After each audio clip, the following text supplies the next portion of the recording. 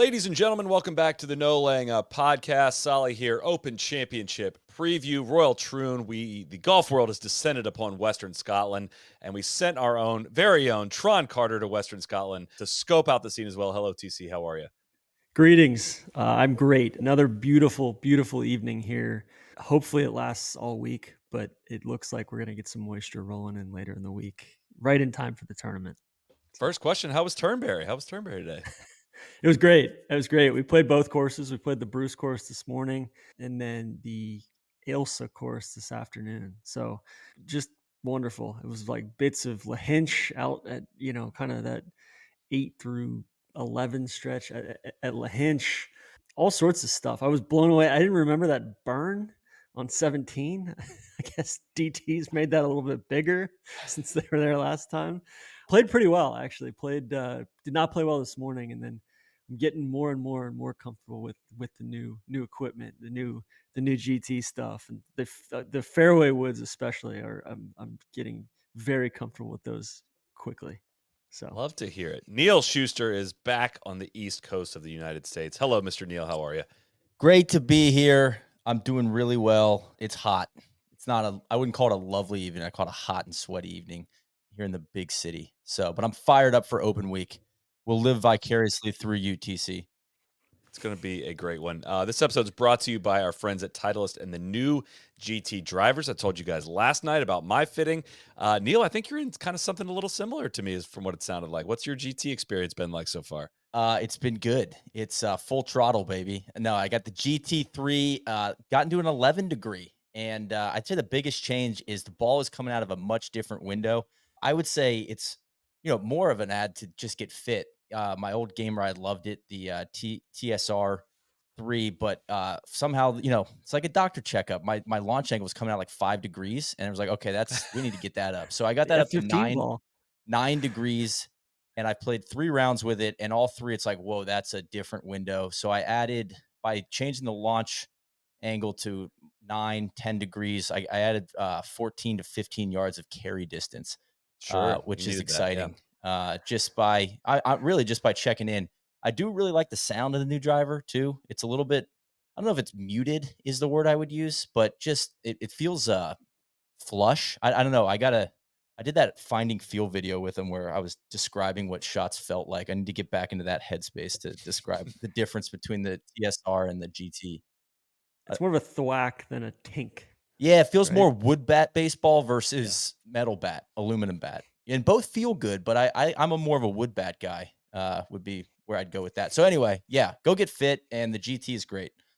they launched last month at the Memorial. More than 70 players have already played a GT on the PGA Tour. Since then, we're going to get into all the tech stuff at a later date. But head to Titleist.com to schedule your fitting for the new GT driver from Titleist. We're going to get into our typical kind of podcast preview where we go around the circle and draft kind of top storylines of what you're intrigued by, what your big questions are going this week. But switching up a little bit this time around, Neil, I'm going to throw it back to you. Just could be literally anything. Could be 15 seconds, could be 15 minutes if you want. What's something you love about the Open Championship? Well, it kind of relates to a segment we're gonna do later. The Open it's like we take this shit seriously. And being on site last year, it's like the fans take it seriously. This is competitive sport. And I find that the fans are both educated and they're there to watch the golf, but there's also like some sprinkles of vitriol in there, as we saw with the Harmon hunting stuff. You saw it with the English football result yesterday. I mean, people take it really seriously, and I like that. And so I don't. When I look back at memories from the Open, I don't think of like funny stuff. I think of like heartbreaking stuff and like serious things. It's also, especially recently, it's the final major, so there's a finality to it where you're like, oh man, we got to wait till Augusta. Not to say that there's not, more golf this season that we'll cover, and some stuff I look forward to, some I don't look forward to quite as much, but it feels like, a period on the end of like the golf season in some ways. And so there's I don't know, a longing, it's like, all right, that was it for the year. Okay. So it's the close of a storyline as well, but that also feels serious. So that's the word I'm going to go with. TC, what's something you love about the Open Championship? It's tough to put into words the gravity of it. I think that's along the same lines as Neil's seriousness, but I think along with gravity comes a lot of detail, and it just feels uh, it just feels like there's loads of tradition, there's loads of history, there's loads of even just the little details, the yellow scoreboard. I Hmm. love the yellow scoreboard. It's Like that just amazing. makes me feel something. The yellow scoreboard and the signage and the RNA does such a wonderful job with all of that. It just feels big, right? It feels like my favorite parts of the other majors all wrapped into one major with, the Masters has tradition and class. The US Open has, kind of the democratic open nature. It's got that big feeling that, hey, this is like a world class championship. I don't really know what the PGA I would say has. excitement. You know, Strongest Yeah, field in golf. yeah. yeah. And then even like, Wimbledon or Tour de France, it's everything I love about the best majors in golf plus an international feeling, and it truly feels like a worldwide sporting event, which I don't think we get often enough in golf.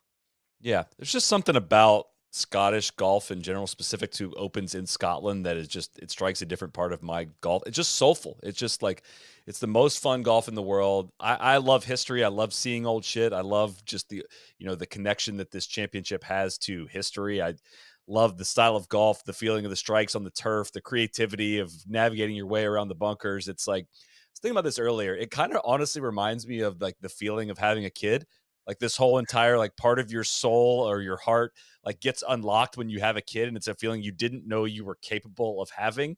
That's kind of how I felt like playing links golf on my golf journey, of just like, whoa, I knew I loved golf, but now it's like opened up this whole new world, this new prism from through which I kind of see the world through. It's this whole new journey. And like that's like I've searched for years for words to convey it, and I feel like I do it less justice every time I try it. But like it's like the core affinity for this part of the game, like that affinity I have for it, marrying that up with watching the pros experience this style of golf in a competitive format, like the add in the historical nature of the championship, the type of shots that require the elements, the fans, the muted applause, the appreciation of the shots to 30 feet, just the nostalgia I have of getting up with a cup of coffee and waking up in the morning as I wasn't drinking coffee as a kid, but waking up early in the morning as a kid and watching Tiger pick apart the old course, like there's just such a spirit to the championship. It's a completely different aura than the Masters. It just has so much gravitas. And like the Super Bowl is not 152 years old. Like the NBA finals are not 152 years old. The World Series isn't like,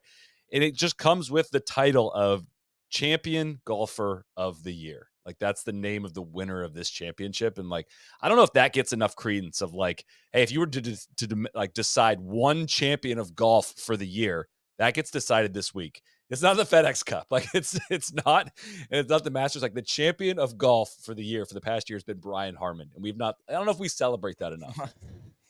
Yeah, I that's kind of fair. forgot. Right? Yeah. Yeah.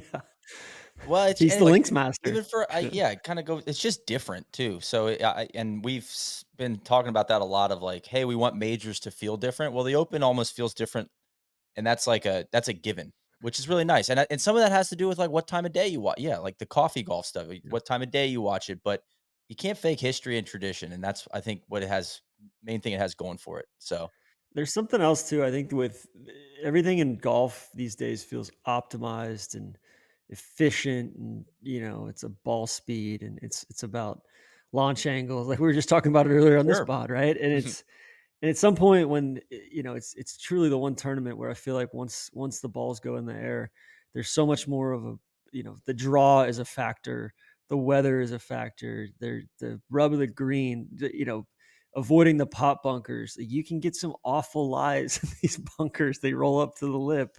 There's just such a level of chance that isn't present in golf very much anymore. And so having that, kind of almost spit in the face of some of the optimization is always fun. And I was thinking about that a lot today, TC too. But it's also I appreciate all of that, but also like the winners of this tournament are a who's who of like the Yeah. biggest from in the entire history of like modern golf. Like Jack Nicklaus had a high ball flight in a style of play that in theory wouldn't work out well here. He won Open championships. Like Tiger Woods can do anything with a golf ball, but he's won Open championships. It's just, it's not like it's all decided by luck, right? It's just Totally. Like you got to they've rise above it. yeah, Some years, yeah, you may not be able to rise above it. Like Jeff Shackelford had a great newsletter earlier this week about when it was at Troon, and I think they had just redone Troon, Portland club. Alistair McKenzie had come in, and Gene Sarazen was just hated it. absolutely apoplectic, just bitching about the redo, and he had to like basically everybody had to qualify.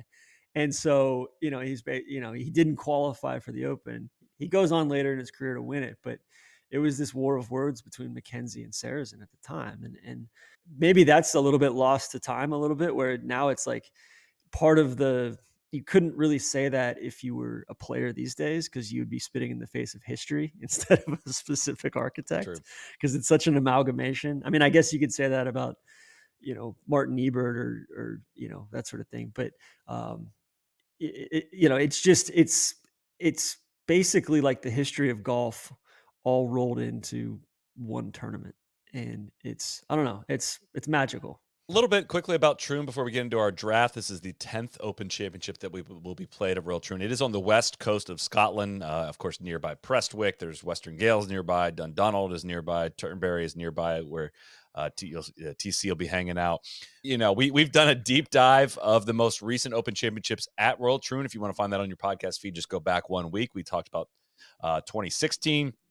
2004, 1997. Check that out. It's on our YouTube channel or in your podcast feed. There's 9 new tees at Royal Troon this go around. Hasn't really added that much yardage. Only about 190 yards, I think, added to the course. It's just under 7,200 yards. And it looks like a bunch of holes that really just were extended about 20 yards or so, but there's not a whole lot more room to go any farther back. And angles, too. Adding some new angles or making it more important to shape the ball one way or another, or just kind of pick one side of the fairway to really go at. Well, and it's an interesting, we talked a little bit about this on our Scotland trip pod. We had a lot of Scotland content, both that has already come and is about to come. But it's kind of, instead of a traditional 9 in, 9 out routing like a lot of links courses, it's more like 6 out and then kind of 6 that are going to zigzag around a little bit, which we're going to talk about, and then 6 that come home, right? So exposed parts, those front 6 and second and final 6 are the most exposed parts, especially the finish. You get a lot of crosswinds out there. Usually the front 9 plays a lot easier than the back 9, and guys will get out and run and make a bunch of birdies, and then it's like, hold on for dear life coming in, almost exclusive of where the wind is blowing. That is what's typically happened there. But, it gets just a little bit more intimate and less barren and less exposed in that middle stretch from 7 to 12, where you start working inland. You have the postage stamp, which is the 8th hole.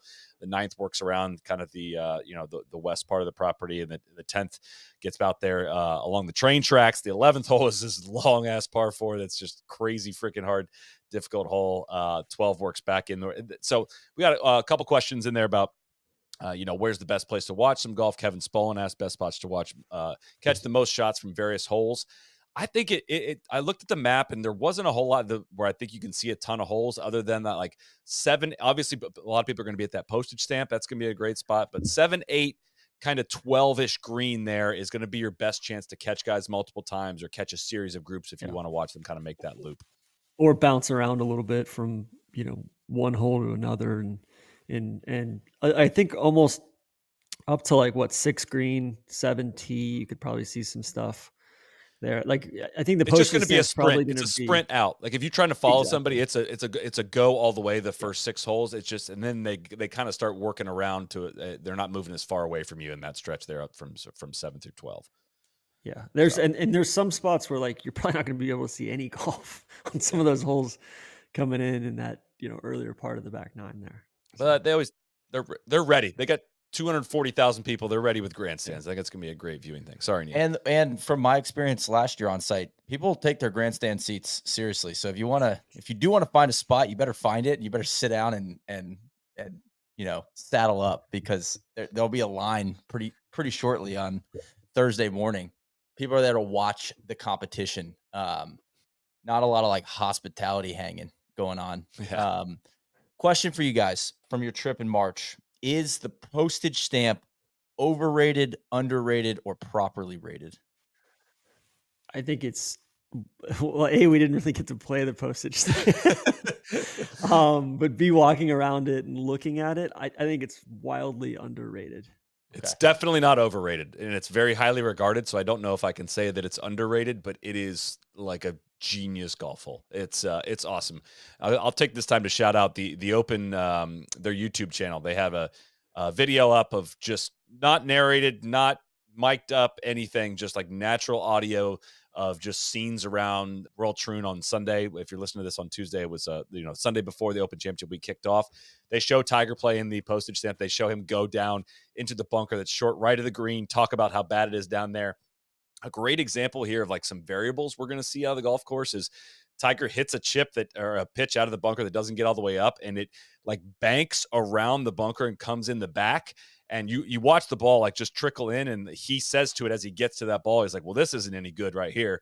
And that ball stopped on the downslope of that bunker, which is total death. He took his club back once, hit the face of the bunker. Like that was a natural way of that ball, a golf shot getting into the back part of that bunker. You watch it get in there, and it was death. Like it is not.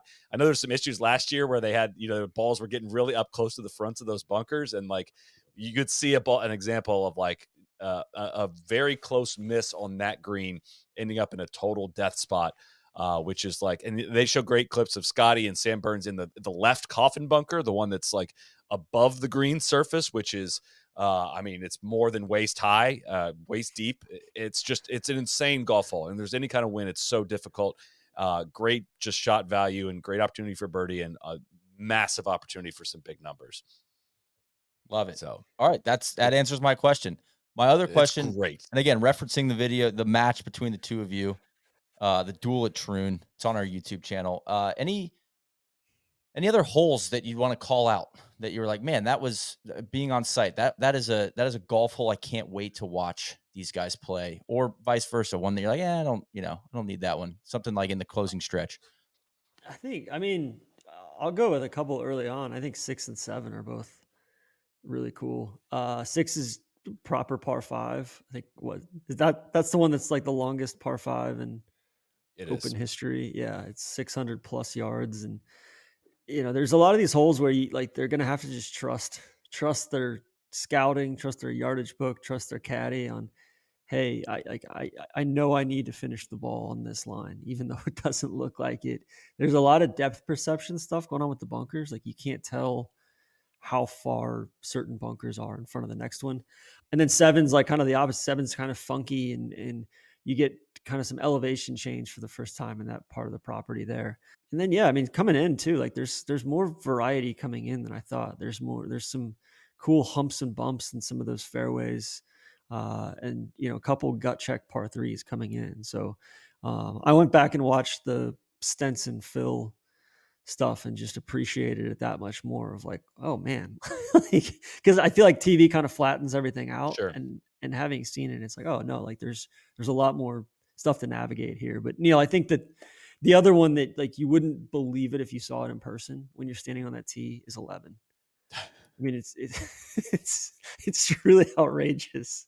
Like you're like, It's where am I going? Where am I going? And then you peek down the train line, and all of a sudden you see this little pop of flag stick in a sea of gorse with OB all up the right. And you're like, oh, I'm going there. Okay, cool. Like I got to hit 2 proper golf shots. It's like it's a tee shot. There's not a hotel there, but it's kind of like 17, the road hole, in Yeah. terms of how blind the fairway is, and you're just got to like trust that you got to hit this ball over all this gorse. True, like the actual golf holes themselves are all. It's like a bunch of 7s and 8s out of 10. I would say TC. It's like Yeah. it's nothing that's going to blow you away. Like the postage stamp will blow you away. That's a really special hole. The other like none of the holes really stand out other than 11, like that you mentioned there. But that doesn't mean they're weak holes. It doesn't mean they're bad holes. It's just a links golf test. Avoid these pot bunkers. Play the slopes right. Get your angles right to cover some of the pot bunkers, and your angle might be a great angle one day with the wind blowing in one direction. It might be a terrible angle the next day, and just be creative with your golf shots. It's not. I don't know if I can point to any special other hole to watch other than it's like a good. It's better than the sum of its parts, right? It's not anything that's going to blow you away, but gosh, it's just a freaking solid championship golf course. So.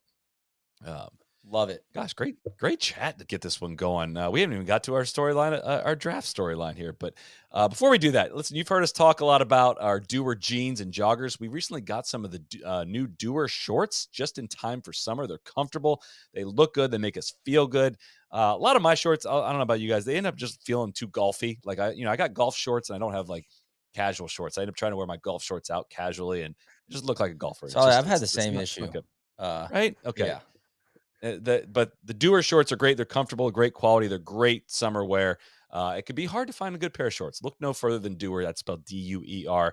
They make stretch, performance denim, and lifestyle apparel that's built for doing. They combine comfort with style and quality for what we do in a day. They're made with sustainable materials like wood chips, plants, and recycled plastic bottles and designed to last. So not only does Doer look and feel great, it's a brand we're happy to support. We're telling you, order your Doers today. These will be your go-to shorts and pants all year long, or visit Doers flagship stores in LA or Denver. Shop online at shopdoer.com. That's shopduer.com/NLU. Our listeners are getting 20% off your first order when you use this exclusive URL, shopdoer.com/NLU. It's an amazing deal. Don't wait. Get 20% off now. Shopdoer.com/NLU. All right, Neil, I'll throw it to you first. Storyline draft. If you haven't listened to our preview pods before, we just go around the circle and say, like, answer the question of what's got you excited this week. What are you intrigued to find out? What are you intrigued to learn? What's going to have you tuning in the television this week? It's tough because when you say it's a draft, it forces me to be like, oh, I want to steal something from you guys, and Yeah, that's fair. And storyline means like, well, I might not care about it, but do I think it's going to become a storyline? A la, I couldn't have called the Harmon hunting stuff last year, but like that's what's the storyline going to be? I don't know. So that could be your thing, the unexpected storyline that always that I comes don't up. think it should be a storyline, but I think it may become one is scoring. We saw -20 at Troon last time it was here. Now Stenson and Mickelson ran away from the field and hid. I think the closest was Sergio, or maybe I'm missing somebody, but like -6 or -8. JB Holmes. I remember this at -6. You're exactly right. So, I don't know if that's like, oh my God, we've lost it. Old course -18. Like I don't. But then you go back to what became a storyline at Valhalla was, hey, we want majors to look different. Is it a true test? Looking at the weather, I know we'll get Tron Cantori in here in a second, but it looks like the weather is, quote, unsettled, was the term I saw from the RNA. So I think that means it's going to be windy on Thursday, but then it looks like it's going to be very nice on the weekend. So I think there could be some low numbers out here, and these guys might, they might get out and run. And so I think that could be a storyline, if it starts to get into the close to 20 under again. I'm not going to, interrupt the weather chat. The models I checked, which is just the basic iPhone app, Sunday wind looked pretty good. Honestly, that was the one earlier in the week. It did not, or like as of yesterday or the day before, it did not look good. But Sunday wind looks better. Do you want to do weather now, TC? Can you? Yeah, let's just do weather now. It's going to impact my storyline draft. So yeah, yeah, exactly. We want to get all the information out to the people here before they invest in storylines. Hey, I cannot emphasize enough how calm it was today. There was maybe 3 miles an hour of wind and mostly sunny skies today. The guys we were playing with were like, this doesn't happen ever, much less during open week. So what I'm seeing, I'm on the BBC site. They're kind of my go-to resource here when I'm in the UK. And it's saying Wednesday, sunny intervals and a moderate breeze. And then getting into Thursday, light rain and a moderate breeze. Same thing Friday, same thing Saturday, and then same thing Sunday. It looks like the wind mostly is out of kind of that prevailing southwest, coming in kind of southwest of Erin there, and then moving a little bit more from the south on Friday, and then a little bit more straight off the water on Saturday. So, it looks like we've got highs. Listen, this is Celsius, so 16 to 20 degrees Celsius. So, mid 60s basically. But it doesn't look like it's going to ever get biblical, but it also doesn't look like there's not going to be any bluebird days either. There's just kind of, clouds, maybe a passing shower or two, maybe some mist, maybe some sunshine popping through for a few hours. Like, I think unsettled's probably a good word for it, Neil. All right. Well, listen, I'd like to trade back on my first pick and get some assets later because that's a Sam Bowie. It's a weak draft. So it's a weak draft. I mean, I think you're right. I think scoring will be good. If I'm looking at like a southwest wind direction, again, I'm just going off the app on the phone, but like that would mean a lot of crosswinds. Kind of off the right and a little into on most of the front nine, and then kind of a little helping, but off the left on the back nine. It's hard to say like who that favors other than like that's a pretty uncomfortable win for a right-hander. Coming to that back. Could we have back-to-back Brian Harmon years? I don't know. We will see. But it looks like it could get gusts up in the mid-20s on Sunday, which is what we're looking for out there. And it is exposed out there. Like it's I mean, all links courses are exposed, but it feels like there's nowhere to hide on some of those holes when that wind gets going out there, and so it can play a little heavier out there. And I know Harmon wasn't like everybody's favorite winner. I know if you had to make the movie Champion golfer of the year. like like I had no issue with Harmon winning, but it wasn't an exciting finish. I mean, he held on and all credit to him. But God, did I love the elements last year. I was there for early in the week and it was crappy. And then, Saturday and Sunday, it was just like, that's what I want to watch. I want to see these guys like in the rain, like getting blasted. So I don't know. Do you like watching rain or do you like watching wind? I don't know if was I gonna love say, watching there wasn't rain. enough. Yeah, okay. There wasn't enough wind last year. It was kind of calm with moisture. Yeah. Okay. Which that's a good Yeah. point. That's a good point. Wind with no rain is probably the ideal scenario. But I just wind and rain is good. It's just like the rain, if it's soft and calm, and those guys can control the ball that much better. And it's and I want to be clear, like, am I excited to talk about scoring? No, I don't really care that much. I just think when you talk about like what's a storyline going to be, I think that's going to be a storyline. Even if scoring's really good, I still don't have as big of an issue with it just because there's actual downside risk in play. Right? yeah, there's real bunkers. Yeah. Like, There's real bunkers. There's fucking gorse. There's out of bounds. There's train tracks. Like, like there's risk. It's like that was the thing about Valhalla was like there just wasn't any teeth anywhere. Even if there's no conditions, you still got to hit the shots. you're not going to be able to have very bad misses like you could have at Valhalla and not suffer any consequences. Like, there's going to be up and downs, like, but it's like you miss in the wrong spot there, you're going to pay a penalty. And that was like what was very, very, very sadly missing from Valhalla. So TC, what's got you most intrigued? What's your number one on your draft I'm board? sorry that we're talking Valhalla. Well, that's We that's have my to. We're fault. gonna Bad first 20 pick by years. me. 20 years we're gonna talk about Valhalla. Actually, I'm not sorry we're talking Valhalla. Valhalla deserves It's a it. disgrace. Speaking of Valhalla, I think Scotty somehow seems to be coming in under the radar a little bit here. And this is a really Interesting. great golf course for him. You look at a dude that just drives the hell out of the golf ball, hits his long iron. Like he's tee to green. He's an absolute menace. The greens are on balance relatively flat relative to a lot of the other courses that he plays. All of that should be a really nice combination. I know he's coming in well rested. He played we're talking to the guy at the halfway house at Turnberry today, and he was telling us a few of the lines that Scotty took around the middle of the round when he played there.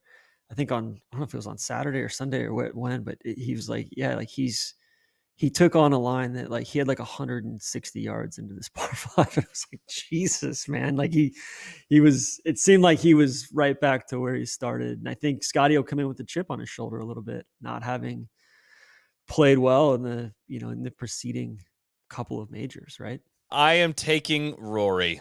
I think this is a opportunity for one of the great golf redemption stories of our time. If he goes out and actually gets it done this week. If you remember the embarrassment he suffered at the 2011 Masters, final round 80, and just the disaster of that day. He stood up there and said all the right things afterwards. He actually did presser after that one, but he said the right things afterwards and responded by going out and win the U.S. Open by like 755 shots at Congressional. He's shown resilience in the past, and is this the one that breaks him, or is this the one that's finally like, dude, you can't break me any harder than I've been broken now? It's time to go win one of these. I'm extremely intrigued to see how he responds to what just happened at Pinehurst. That's the number one thing that I'm most excited about, or getting an answer to that question. Hell yeah. Got me excited about it. It's funny how it's almost like Scotty versus history, and it's Bryson versus Rory. It's not really Bryson and Rory versus himself. Yeah, and Rory versus himself, but it's not Bryson versus Scotty, which I find interesting. Maybe that's just a recency bias because of Scotty, kind of no-showed at the U.S. Open, but it's like they have this Bryson Rory thing over here, and Sky's like, hey, might just come in and do something historic here and win a second major. Like I actually don't know which one I'm more excited about. Like Scotty Mm. doing something historic, and like you said a few weeks ago, Solly, it's like he's having a historic year, undoubtedly the best golfer in the world. But like if he doesn't win more than one major, it's a little bit of a disappointment, Like you're like, oh man, that he didn't get two out of that year. So there's a I don't know. I'm It's an kind of insane standard to hold I somebody know it to, is, but like it kind of feels but I right feel at the that same too. time. Yeah. Yeah. Because yeah, like I mean, there's a lot of other tournaments that he can go and win and put up some crazy win stats, but like it does feel like, hey man, this is your last chance to make it truly historic, which is multiple majors in a year. So God, I don't know what's more like I don't know Can I what's ask a question? juicier. Would you rather? I mean, I think I know you guys' answer to this one. But you rather win 7 times on the PGA Tour and one major, or 7 times on the PGA Tour, one major, and that includes the FedEx Cup, or 2 majors and no other tour wins? Oh man. God, what I mean, there's so many other questions I have to ask. Like, what does my endorsement profile look like? What is, Yeah. you know, how am I playing in the events that I'm not winning? Am I contending? You know, Just the information you have. What are you taking there? Is it I'm going with different? the Is the answer majors. different for Rory than it is like Scotty? Because I think Rory would trade every tour win for like he would trade 20 PGA Tour wins for one Yeah. more major. It's kind of where you're at in your career. But I think if both of those guys fast forward 20 years, I think the two majors are going to mean more than the PGA Tour wins. And I think you're going to get enough money that, Yeah, I agree. I could do a lot with the, what, 2.5 million, let's say that I probably, what would the More purse than that. be? More than that, right? Yeah, it's close over. It's Four, over so it'd be like 3.5 8 million, probably. let's Yeah, say, if you win two majors. Like, yeah, sign yeah, me up for two majors over all the, I think there's a cash grab. massive lifetime value of those. Even yeah. just going beyond the endorsements and stuff of just the you know almost being an ambassador of those majors as Yes. well, right? Totally. So, was that your official pick? What was your official draft there? You started saying things, Neil, or is TC I up, or did. you want to keep No, going? it's He me. actually traded out of the spot. Okay. I've got some cash considerations for the Masters next year. No, I'm gonna go Scotty. Or no, you went TC went He did. Scotty I versus think you're Kisner. done. I think you're Okay. done. All right. I got a few more, TC's up. but go ahead, Okay, yeah, he TC. got he got Mike Ticed. He didn't get his he he did. didn't get his pick in. I'm running to the podium. God, there's a few different directions I can go. I think I think Brooks is a storyline. I think Brooks kind of came into this year, defending the PGA, and has kind of laid an egg for the most part. I think this is a really Brooks friendly golf course with same things I said about Scotty, with just straight, powerful, kind of heavy ball flight off the tee, really good long iron player, and does really well on flat greens, or flattish greens. I think I could see, and I like Brooks is coming in at 40 to 1 odds. He's there with Cantlay, McIntyre, and like That's insane. that's fucking disrespectful, Yeah. right? And I don't think you can look at his recent, like, I don't think you're looking at Valderrama as a course fit tool for Troon, right, from last week. So I heard Brooks and Answer got in late last night. Their flight was canceled coming in, and I'm like, man, like how are they not putting those guys on a PJ? The all They're the running lead out of guys money on the down P there. gear. I What's don't going on know. I over don't know there? what's going on. Yeah. So, but yeah, I think Brooks comes in with a good chip on his shoulder, and I think he's going to knock off a an an open championship at some point here. I cannot believe I'm getting this guy this late. Bryson. Yeah, I mean, I don't know if he's just over slot value or I'm in big MLB draft right now, so I'll He's pay up for this. you don't know if his Wonderlic scores. Some of his teammates are saying bad things about him in the media. He's got big power, but he strikes out a lot. I mean, it's going to be, I mean, close. I mean, I don't know, all time gets thrown around a lot, but like of our generation, definitely our time covering the game of golf. If he wins this major, it is an all time major season. Two Yes. wins and Yeah. two other top tens, like, and two wins, another runner up and another top 10. Like, I'd be I have great appreciation and respect for what he did at Pinehurst, way more than Wingfoot, but it was still like a distance was heavily favored at Pinehurst, kind of more than I thought Mhm. it would be. Like he did not get the punishment out of the the sandy areas and whatnot for the offline drives on that Sunday that I would have thought then that he would have gotten out of that golf course. So that's all to say. I still have great appreciation and respect for that win. Again, much more than Wingfoot. But if he goes and does that and then does over on the west coast of Scotland in this major championship, this setup, links golf that has not always been his favorite. If he goes and wins this, all of a sudden Bryson's whole entire career takes on like a different profile. Like his two majors are Yeah. both the US Open and both like slugfest US Opens. If he goes out and does, he's very capable of this. Like this version of Bryson is capable of this, of playing, kind of a more skilled version of the game than just kind of the bomb and gouge that we've seen. But that's a very intriguing storyline going into this. If like it'd be an incredible major season, he'd have 3 majors. He'd have stolen just the crown from Scotty. Like, is Yeah. how do you sit there and say like Scotty's who's the player of the year at that point? It's like Then the Bryson. I think Well, Masters it's is kind of teed up next year for yeah. the argument you just Battle made, Royale. Solly, of like, yeah, no PGA events, like literally not even playing in any. Yeah, but he wins Yeah. 2 majors, and it's like, God. Whereas, Yeah. and Scotty's having this historic season, but only gets 1. Like that is. So then, I guess it does become maybe then it's a Scotty versus Bryson thing until Augusta next year. Which, listen, I wouldn't hate Maybe that. Scotty has to go on his YouTube channel. Yeah, they Try to got break 50 with it. they got to play a home and home on YouTube. Oh man. Yeah. All right, I have just kind of European winner between Big Bob, Rory, Tommy Lad, Hatton, Ludwig. Victor kind of has showed up a little bit in majors this year. It seems like there's some really strong momentum coming off of Team Europe, TC, your squad, and it's like can one of them get it done? Right? We've had a Cam Smith one, but that an Aussie winner, but somebody. I mean, Tommy, Big Bob. I don't know, like somebody like more so home soil, but also just like Europeans seem like they have a lot of momentum, and I wonder if any of them are gonna make noise this week. I think that's a massive storyline because I think more so, I think the crowds would get behind any kind of European name on that leaderboard more so than some of these Americans coming over across the pond. Especially since the Brian the Butcher went and ripped everybody's Exactly. heart out last year. Exactly. So, and of course, I can't believe I left out your boy Aaron Rye. Sorry, my apologies on that oversight. And Norin too. Norin's And playing great. Norin, He just that's got right. in. He had to find a place here to stay. He's playing great golf right now. Uh, and we know he's always a threat every time he tees it up, right, Solly? Of course, anywhere in the world. It's my guy. All right, you're up, TC. Kind of. I think. How many rounds are we going? It's been until you run out. Well, it's a judgment Okay. call, right? It's Okay. it's like Okay. the end of a soccer game. Yeah. Okay. Um, I'll go Rom.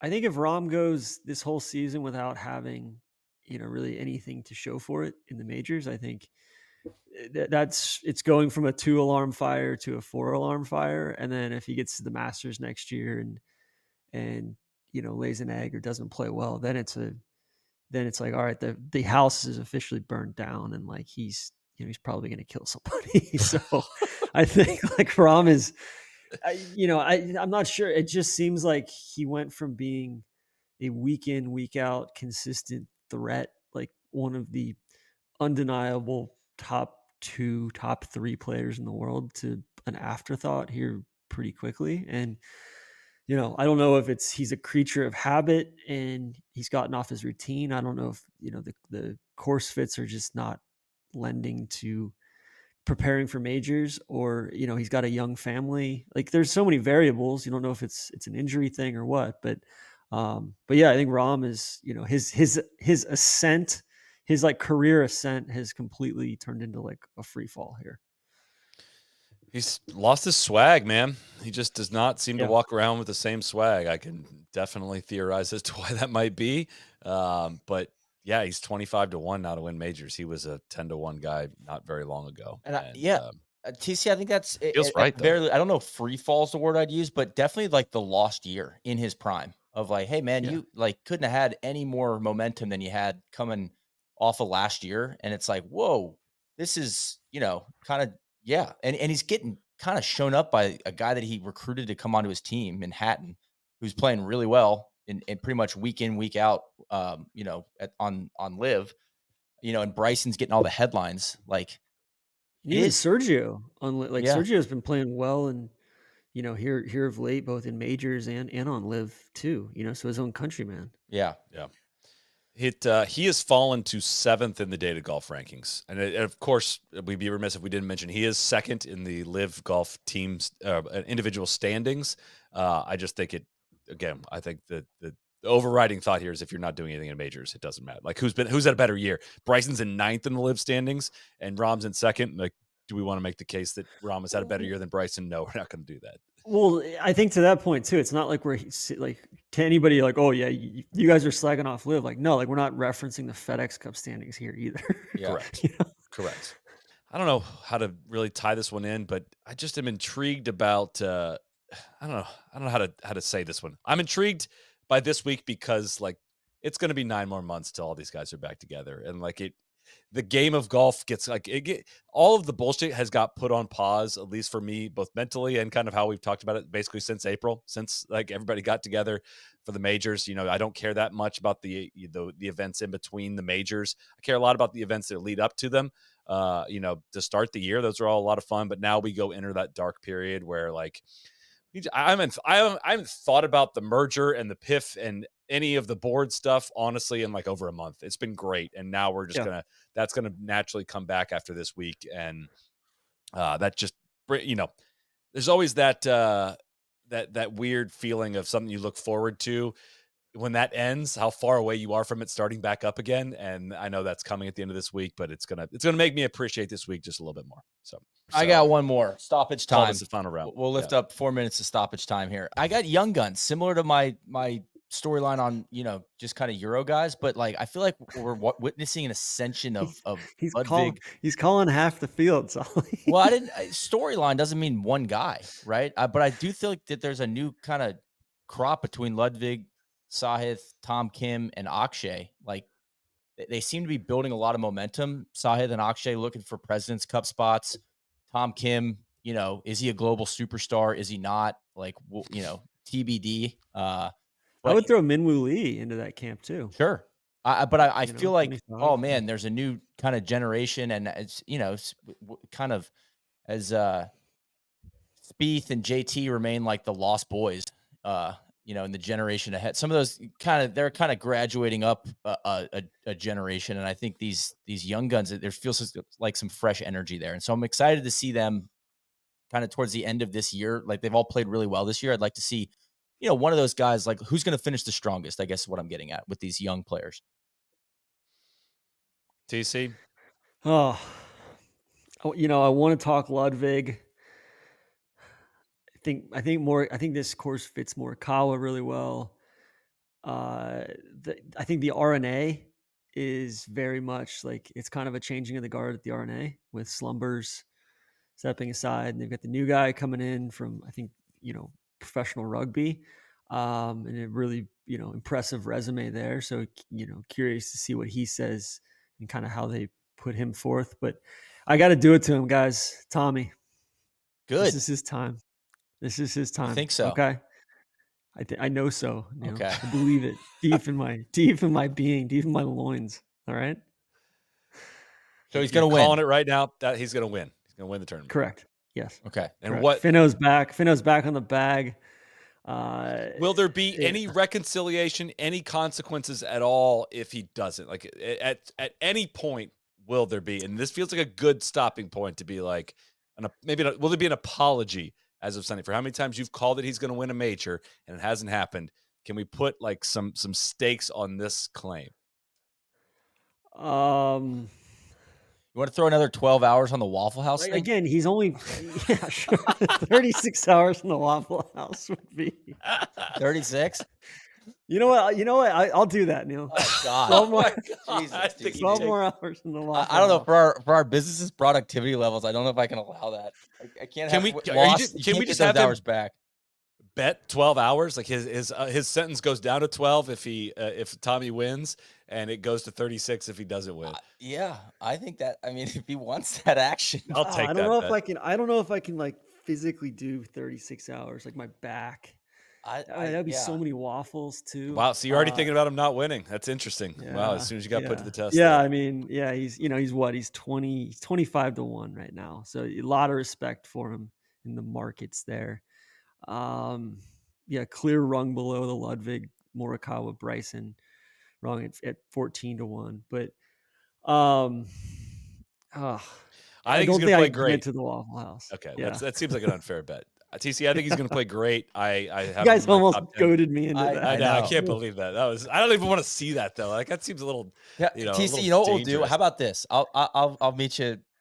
You know, what about a ceremonial extra hour, a 25th hour, uh, that you have to tack onto the Waffle House if Tommy doesn't win?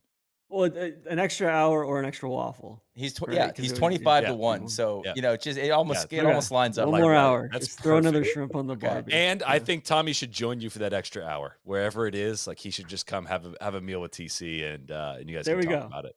There You we can do a go. podcast there in the I'm Definitively gonna Waffle need House. on top of that though, I'm gonna need a public announcement that a 25th hour has been added to your if he doesn't win. So it needs to be This is acknowledged great. Okay. publicly.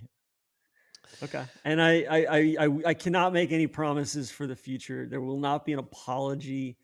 The guy's only 34. He's got like 5 more years left in his prime.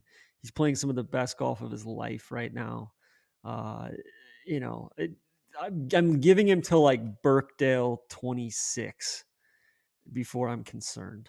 Okay. Okay. Okay. Okay. Good to know. I am gonna surprise you guys with my last guy, my last pick here, my last thing I want to talk about. I'm not gonna let him sneak up on us, despite how bad it's been. The Links The Links Master. Master. The Links Wow. Master. I He's gonna do something freaky out of nowhere at some point. And if it's gonna happen, it's gonna be at Augusta or it's gonna be at an open, right? I don't think he's gonna like sneak up. He's gonna have to get in way better form if he wants to win a US Open or a PGA championship. I just think that those tests, well, the hollow side, but like even that, he doesn't have the horses to keep up with guys on a lot of these golf courses. But something like the Open, I think he can. Whether he can sustain it for 72 holes, I don't know, but like I think that there's still some magic in there to be found. Now, granted, it would be magic. There's no reason to look at his play and to think that there's like, hey, it's right around the corner. I don't believe that. Other than like, I think we are due for like a Spieth just renaissance in terms of 1 week major championship, freakish out of nowhere. Like if you look back at a lot of careers, guys have done that at times when they've bona fide major champions have come back and just thrown one when you're not expecting. Koepka just did it last year. Like we were not expecting that out of Koepka, and he did it. Like why can't Jordan do it? And if there's going to be a spot, I feel like Troon would make sense. I just worry about the wrist. I worry about everything, TC. I'm just flagging I don't it. really worry about everything. I think he's really freaking good, and I think he's got plenty of juice left in the tank for his career. I just worry about the wrist this season, and it's really lush here right now. It's been like truly it was an awful winter, it was an awful spring, and it's been a wet, cold, awful summer. There's a lot of grass out there, and it's you kind of got to get through the ball a little bit, and I don't know. I just worry about Just the flagging wrist it. on the I'm firm I'm turf. intrigued. God, I'm I was certainly hoping that we'd intrigued make by it through that whole Spieth segment without you saying Spieth and just referring to him as the Links Master. Because I just think about people listening to this. Who the fuck is the Links Who? Master? Because I didn't know who the Links Master was for a while. According to the fabricated text thread, Rick was actually the real I Lynx know, master, but like right? it's funnier the way we have it. We can't Yeah, change it. yeah. That's a Could deep there be cut. a changing of the crown as far as Lynx masters go with Sahith taking upon the crown from Of Spieth in a Spieth? hoodie? Yeah. You know, Listen, I you may would have to win one. love that. Uh, God, him celebrating Big Bob's win on the deck that was great. was awesome. Yeah. What a Uh, easy guy to root for. Well, let's look at some of the odds. Before we do that, we'll give a shout out to our friends at Mizuho Americas, part of the Mizuho Financial Group, the 15th largest bank in the world. Mizuho America is a corporate and investment bank serving corporate and institutional clients. They advise and fund businesses looking to go public, raise money, expand operations, or connect with large investors. They also help finance large infrastructure projects that promote civic improvement. While you may not know the name Mizuho, you likely know many of the name brand companies they have helped or the projects they have funding. It is a name worth knowing. They're the title sponsor of the Mizuho Americas Open. You'll see their commercials on television. That event, of course, is ran at Liberty National. I've done a lot of great things in the women's game. Done a lot of great things supporting our content, our LPGA content. So a big shout out to Mizuho. For more information, visit MizuhoAmericas.com. That is MizuhoAmericas.com. We've referenced the odds. These are, of course, courtesy of the FanDuel Sportsbook and, of course, subject to change. I typed this in this morning, so it may have changed even as of the time of recording this, but Scotty Scheffler is plus 450. Rory is plus 750. Xander plus 1100. Ludwig, Morikawa, and Bryson are at plus 1400. Rahm and Fleetwood plus 2500. Tyrrell Hatton plus 2800. Victor Hovland plus 3000. Koepka, McIntyre, and Cantlay plus 4,000. A lot of respect for Big Shot Bob, if I may say. But Finau, Big Shot Bob's got to be exhausted. yeah, he's right. hot. He's played great. He's hot coming in. It just is like, holy shit, next to Koepka and Cantlay is a wild rise. Tony Finau, global superstar Tom Kim, Shane Lowry, and Cam Smith plus 4,500. Sahith plus 5,000. Hideki and Joaquin Neiman. Remember when he was the best player in the world like 5 months ago? Plus 5,500. Minwoo Lee, Cam Young, Adam Scott plus 6,000. Sung Jae and Wyndham Clark plus 6,500. JT, Brian Harmon, Matt Fitzpatrick, and Aaron Rye plus 7,000. Corey Connors plus 8,000. The Lynx Master Jordan Spieth plus 9,000. Jeez. Louis Oosthuizen and Max Homa plus 11,000. I was absolutely stunned when I saw the pro was listed at plus 11,000. Yeah, I'll call out. Oosthuizen's been playing pretty good golf. He won the Dunhill in like late fall, or sorry, the South African Dunhill, and then he won the Mauritius Open, which that's Of course, that's it's a a national open. that's a national open, and he's been playing pretty well on live. Like he had a second in Adelaide, he had a T4 at Valderrama. He should be coming in pretty sharp. He missed the cut last time they were at Troon, but I think I don't know. Yeah. I mean, He's not Hatton's going to win. couple things Right. that jump out to me. I mean, I think he deserves it, but Ludwig is not a secret. Plus 1,400 with Colin and Bryson is, and Fleetwood, man. I'm congrats TC. Like I don't think he's sneaking up on anybody at 2,500. I feel like Hatton kind of is a little lower than I thought he would be compared. I would almost flip Hatton and Fleetwood a little bit because it feels like Hatton's just been playing good. He's shown up at majors. So plus 2,800 for Hatton is surprising to me. Those are the couple things that jumped out on the odds. I think somebody that I'm not sure if I trust this driver quite enough, but Cam Smith at 45-1 as well. I mean, he's a relatively recent Links Master. Obviously, plays better when it's firm and fiery and fast, but I think Cam's always going to be a threat in this event. I'm going to throw a challenge flag on Tyrrell Hatton there, Neil. He did T9 at the Masters, but T63 at the PGA, T26 at the U.S. Open. Okay. One top 10 this decade since 2020 in majors. I think that's quite a light major. Maybe I've been watching too much live because he's been balling out. I'll tell you who I have no idea what to do with him is Hovland. So the odds it's I don't know how many majors right? Next year you're going to get with Rahm plus 2,500, Hovland plus 3,000, Cam Smith plus 4,500, Koepka plus 4,000. Like those are some big names, like decently far down there, but those odds because reflect Scotty's hoovering stuff up. Yeah, it's true, but it also reflects the meh feeling I have towards all of those names right now. Like it's hard to picture them going out and winning. And you're exactly right. Like there is a dude that is played some of the best golf we've seen, since we've ever been podcasters, that has to be factored into that. Like there's a chance that Scotty just goes and beats everybody by 6 anyways, and that is reflected in these odds. So I want to be tempted. I mean, we'll get to picks here in a second as we go through a couple of members. You guys want to do picks now? TC's already done his. You did his.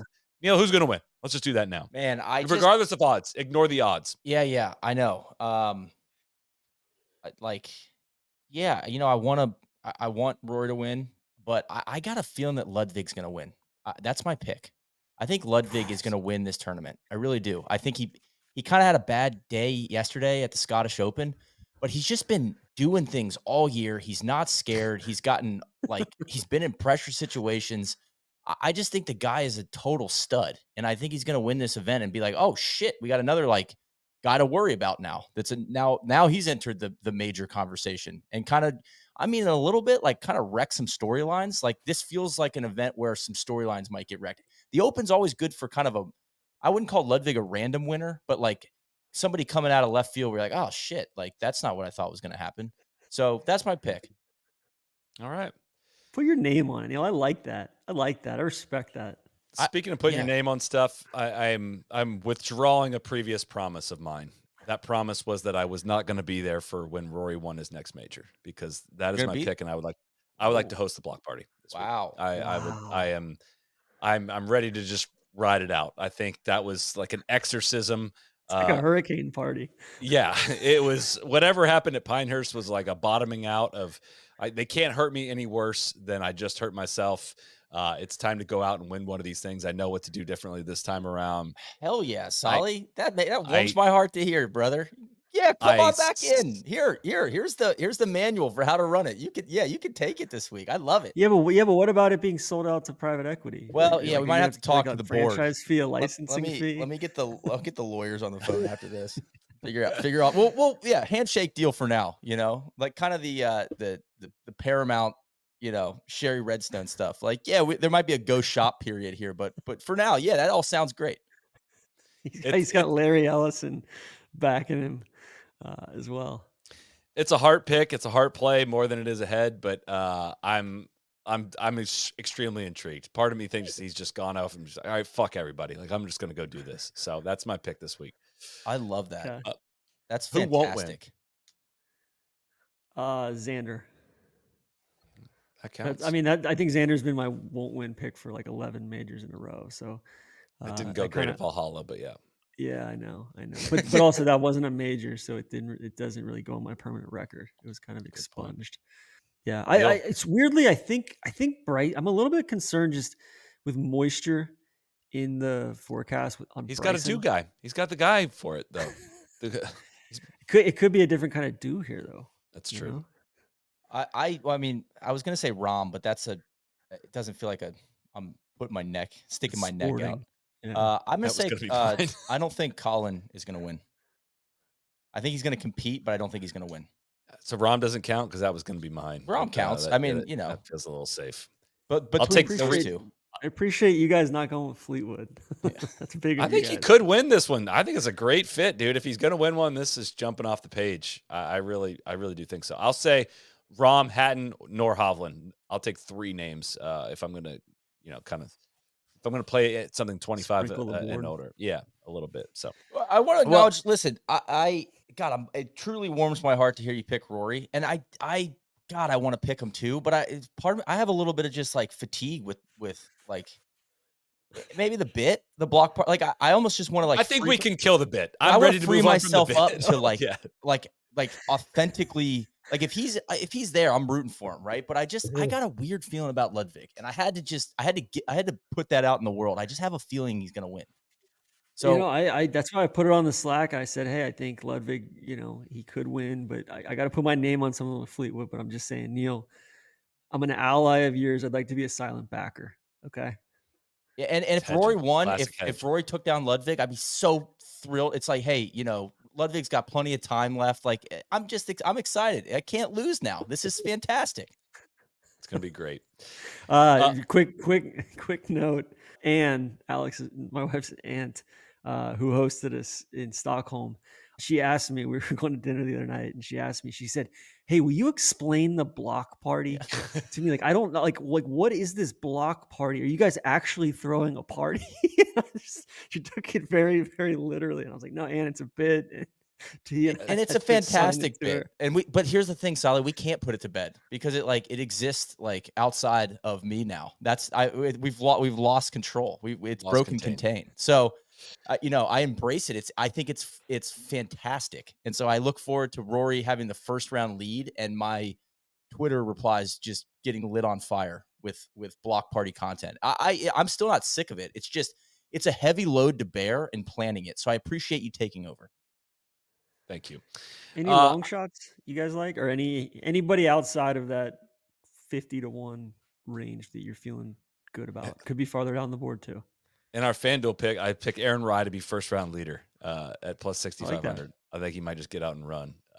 But I loved. I got Ustazen in some parlay stuff as well because I think he could. He's always doing stuff, man. I mean, it's easy to forget how much of a major killer he's been, and Yeah. I wouldn't be surprised at all to see him play some golf. Neil? Adam Scott's got some Stu Sink unfinished business going on, and he played really well last week. Like you said about Ustazen, TC, like kind of a major winner, still has form. He's kind of in the twilight, but like he hit some golf shots at the Scottish Open. So that he's 66 that plus 6,000. So that's an intriguing one there. I don't think he's done yet. I got Cam Young. Cam Young's been starting to stack up some good finishes. He's proven himself as a proper links player. Starting to drive the ball great again. All right, Neil's dealing with some technical issues, but one thing I asked you guys for was we're going to go through just some memories. I left this as open-ended as possible for just like when you think of the Open Championship, it could be funny, it can be sad, it could be heroic, it can be about the competition. I know what Neil's are, so I'm going to throw it to you first. Neil, what if I asked you for just some of your favorite memories of the Open Championship? What comes to mind? Well, sorry, my dongle's on fire right now, so that's the technical issue. So apologies for the bad audio. It's hot. I had to turn the AC off. It was too loud. Blah blah blah. So I have three. They're not like fun memories. Like I said earlier, when I think of the Open, I think of like serious, heartbreaking stuff. So my three are the kind of original Icarito was just Adam Scott bogey in the final four holes is just a very memorable thing. And I hate to dredge that up, but I just think about it like more than I don't know, more than I realized when I was pondering this question this morning. I think I often think of Stu Sink's awful green shirt and hat combo when he won, which obviously brings to mind Tom Watson's heartbreaking defeat, leaving that putt short. So that's God. I still can't believe Tom Watson almost won the Open at like what 57, I think he was. 59, I think. 59. Yeah. Like that was heartbreaking. But again, that's kind of what I remember. It's just like the Open to me is a tragedy. It's not a comedy. It's not a thriller. It's Shakespearean in that way. And then the last one, which doesn't really fall, I guess it falls in this category because it was to beat Rory, but I will always remember that putt that Cam Smith hit around the road hole on 17. It's just like, I can't believe he's going to putt this. And he executed it perfectly and got up and down. That whole round that Cam Smith played was some of the most electric golf I've ever seen. And so I think about that Cam Smith win pretty often as well, which was, brutal for us Rory fans. So there's some tragedy involved there as well. It's brutal. Is also like ended with like, oh yeah, all these guys are going to live too. Like, not only did that happen, TC's over there celebrating the whole thing, which made it 85 times worse. Got a bottle of champagne. TC, what do you got? I got the first one that always. I feel like weird stuff tends to happen in like the early rounds. You kind of like you would wake up and you'd be like, oh my god, this guy made a quad earlier or whatever. But I think it was the final round. It was Ian Woosnam when he had the extra clutch. Oh, it's my first one too. Oh, that's your first one. Okay. That was epic. I mean, just and like the caddy, like you could tell the caddy like wanted to just I'll lay it out then. It's the final round. He's in the final group at Lytham, and Lytham is the only course in the Rota that opens with a par 3. So it's the only course that this could happen on. He steps up and absolutely stuffs the opening tee shot and makes birdie. gets to the next tee. This is in 2001. Gets to the next tee and realized he was messing around with two drivers on the range. Gets up there and the caddy realizes, caddy says, "You're gonna go ballistic. We have 15 clubs." And he takes one of the drivers out, throws it into the woods, and says, "God, I give you one job to do, and you can't do it." And amazingly, TC, the caddy's name's Miles Byrne. He did not get fired for this. Which But I thought, no, I think he waited a couple weeks to no, fire him. 2 Right? weeks later, after a night of drinking on the town, Burns slept in and failed to turn up for their tea time, and then Woosnam had to fire him. It's just an Yeah. incredible Open Championship moment that if Twitter was around for that one, that'd have been peak. Which I was thinking about it yesterday when Mackenzie Hughes was late for his tea time, and I think he wanted to go ballistic on his caddy. I don't know what exactly happened there. And then B, I had like Freddie and Gustav. Like I brought like a few of their clubs over with me and put them in my golf bag, and so they were in my travel bag. And like one of them, like Gustav's pitching wedge is like, you know, a foot and a half long, 2 feet long, and it's in the bottom of my golf bag, and I Such forgot about it. And I was thinking about it. I was like, oh man, like if we were playing a competition yesterday, like would that have been a penalty? Like if that's in the bottom of my golf bag, like I didn't even notice it until the 6th or 7th hole in. But it just got me thinking about Woosnam. Uh, Neil, like you brought it up a little bit with Watson. It's not like funny, but it's seared in my memory of like especially the 18th hole of just that chip. And I've talked to Jim Hartzell at length about it, and I played that hole like a couple hours ago, and just thinking about what could have been, and then Stu Cink wins and all of that. And it's a it's not the toughest hole in the world, but it's got so much, like that bunker's guarding the left side, and that runoff in the back is bigger than it looks on TV as well. But man, it's just and I think it definitely gives you an appreciation too of like the conditions, like when they ramp up the firmness and everything. Like wasn't near as firm like that today, and you could land it on the green and hold the green, but he's landing it on the downslope 10 feet short of the green. So that one's seared in my memory, always. And then I think that I think my favorite Open memory is, what was it, '06 at Lytham, when Tiger's just like not hitting drivers in Liverpool. like, or or at Liverpool, Hoylake. at Hoylake, and there's just poofs of dust coming up every time he hits a shot, and like I feel that in my bones. That's what I want when I think of the Open. I either want really, really bad weather and the guy's blowing away at Royal St. George's that one year, or I want poofs of dust, or the duel in the sun, and just kind of that golden hour, and dry, and kind of a little bit of heat and spice in the air. Carnoustie, 2018. That was so sick. Spieth drove the first green on I think it was Saturday or Sunday. I forget. I think it was Sunday actually. Drove the first green, made eagle. It was 390 yards because it was so firm out. It's the best. My first one was Ian Woosnam, and I thought did not think I was gonna get pipped on that one. But second one is Brendan Porath's tweet from when Bryson showed up looking like a 74-year-old mob boss. That just made, like, I still just like randomly think of that one and just laugh of when he had the cap on and he just had this like look like a gray sweatsuit on. It's just like that speaks to those early morning weird stuff that happens in the Open that just gets me so excited. And my last one, I don't know if we've ever even actually talked about this on the pod, but the streaker after the 1995 Open Championship, it's just an unbelievably iconic image of Daly out there with his wife, with the mid 90s hair.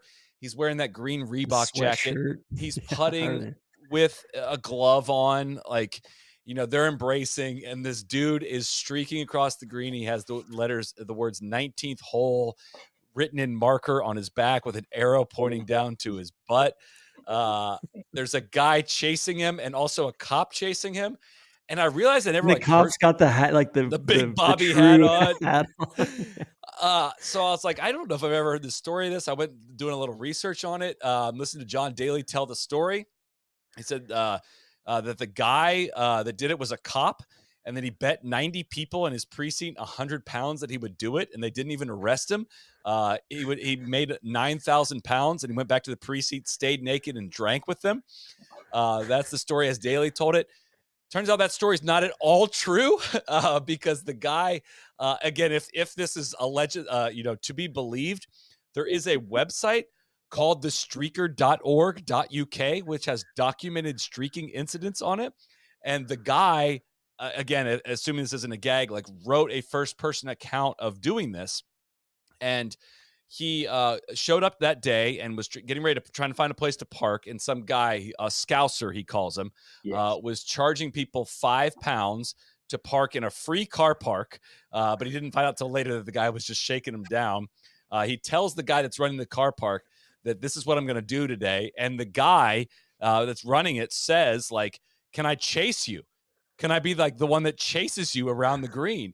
And so the guy that's in the picture that's wearing the awkward colored jacket, like the block colored jacket, allegedly isn't even a cop. It's the guy that was like charging them to park earlier in the day, that like is getting a kick out of like chasing the guy down the fairway. And I never heard that part of the story. I don't know what part is actually true or whether the Daly's part is true or whatnot, but it's an incredible photo and an incredible story that, it's amazing. So he did allegedly get arrested. He got fined $250, and like they requested he see a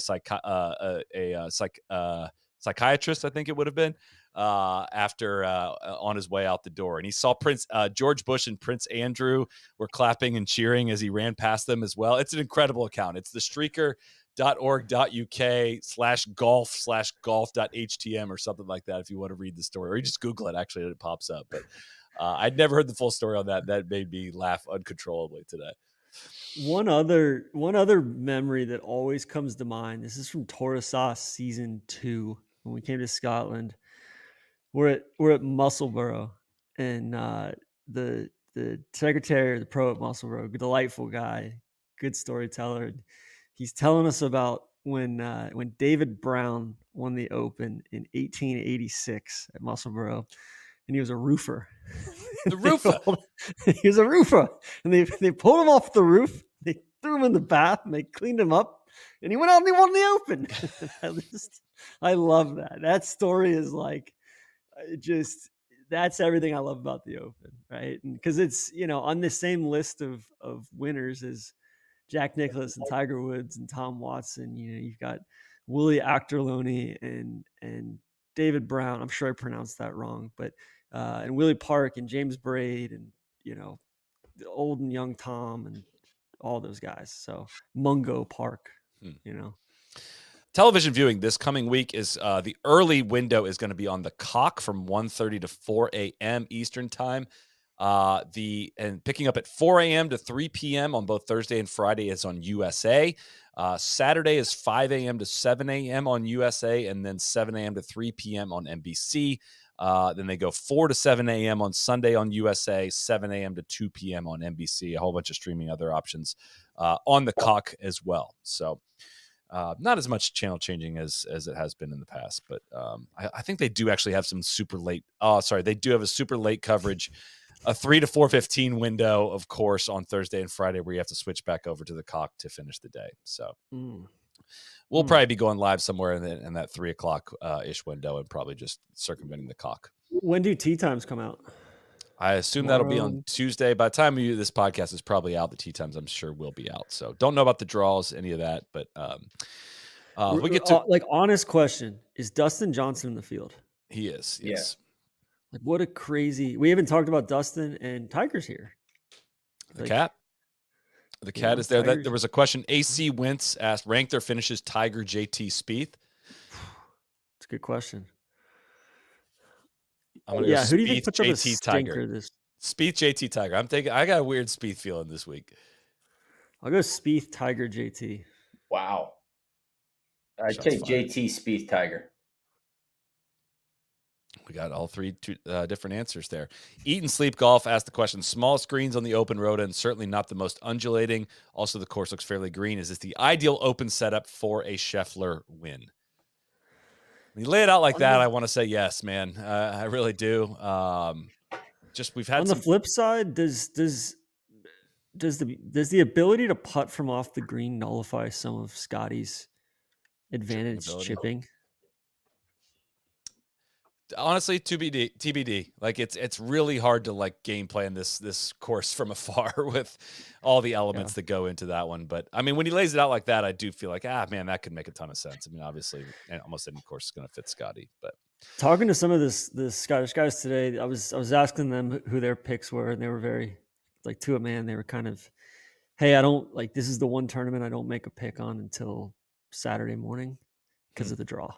They're they're like, hey, like it's just not my cup of tea as far as a winner goes, draw wise. So I was like, oh, that's smart. Last one. This one's going to go to TC. Blazzy the Blizz says, how high does Tom Kim have to finish to get accolades from TC? You would have to. What did he finish last year? Second. Second. You would have to finish second again. Okay. Third, solo third. If you go solo second, solo third, back-to-back years, that would not mean anything to you. And not a backdoor, like a true second. Good question from the Blues. Yeah, thank you to the Blizz. That's going to move us. Who's in the lead chair this week? Is it Luke Donald for NBC? We're gonna have to listen. We're gonna have to wait and see. I don't know if I have an answer to that one. We'll find out when we tune. I don't know what the setup is between Sky and listen. I will just be straight up. This is not one of the weeks I watch NBC. I will not do it with the commercial load. I'll be circumventing a world feed of some kind or watching Sky. I turn too negative and nobody wants that, so I will not be going through the NBC window this week. VPN season. VPN Nation. That's how I live my life. That is going to move us to wrap. Thank you, everyone, for tuning in. You will catch us Wednesday, 4 p.m. Eastern time on our YouTube channel, the No Laying Up YouTube channel, that is, not the podcast channel. We will be live with a happy hour show talking about the developments of the week. We'll be live after every single round, courtesy of our friends at High Noon. TC, enjoy the Open out there. Enjoy the Scots. Enjoy the incredible golf.